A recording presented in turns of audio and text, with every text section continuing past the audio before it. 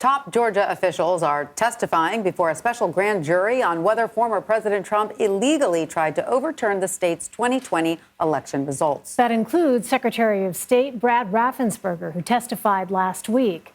Raffensperger's testimony is expected to play a key role in the Fulton County District Attorney's investigation.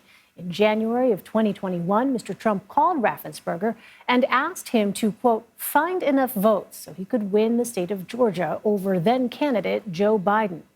Tia Mitchell joins us now. She is the Washington correspondent for the Atlanta Journal-Constitution. Tia, thank you very much for joining us. So Brad Raffensperger is really the key witness. What did the district attorney hope to get out of his testimony? I think what the district attorney is looking for are more details of what that pressure campaign looked like from the Secretary of State's perspective.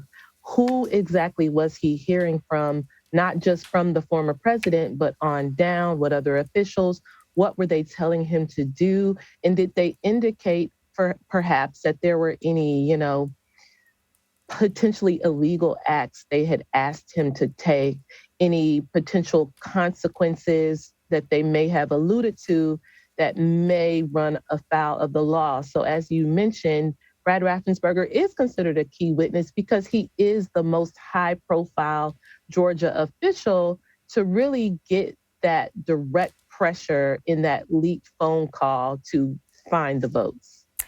And Tia, Raffensperger, as you know, recently won the Republican primary for Secretary of State despite repeated attacks from the former president. So politically, was there any reason for Raffensperger to hold back?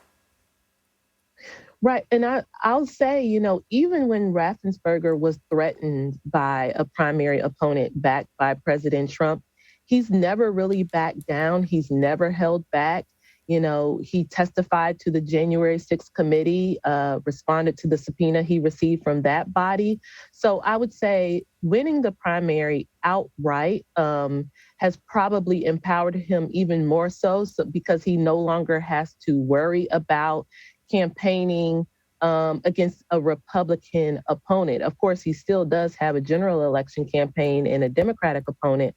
But I think that now that he's over that primary hump and has beaten the Trump-endorsed candidate, that kind of validates him in a way to say, I will continue to speak out. I'll continue to speak my truth.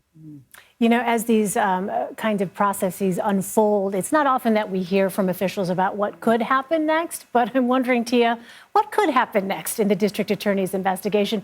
Do we have any indication at all of where this might go? Yeah, as you know, they're keeping things pretty tight-lipped. They are right now subpoenaing potential witnesses, carrying out those interviews. Of course, they are also sharing documents between the Department of Justice, the House January 6th committee, and they're comparing notes and getting information from one another. The Fulton County Special Grand Jury was convened for a finite amount of time, a few months.